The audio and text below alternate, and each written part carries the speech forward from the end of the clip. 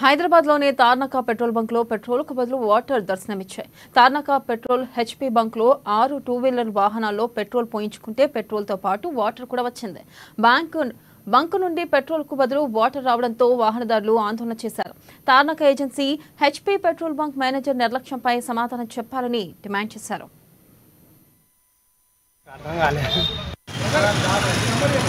Petrol ఓపిస్తే అలా ఖాళీ shortage వచ్చి పెట్రోల్ నాగోల్ కాడ పోయి చూస్తాం.